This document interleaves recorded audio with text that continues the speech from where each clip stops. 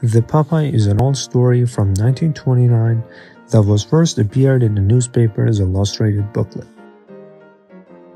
It was Fleischer who, after finding out the success of this series of stories, released the first animation of the Popeye in 1933.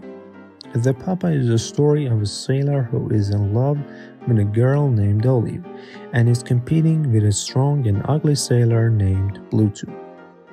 Every time Bluetooth bothers them, the Popeye defeats him by eating spinach, which makes him stronger. Some interesting facts about Popeye is that its character came from a real sailor named Frank Fiegel, and also he was able to save the spinach industry in 1930s and increase its consumption in the United States by 33%.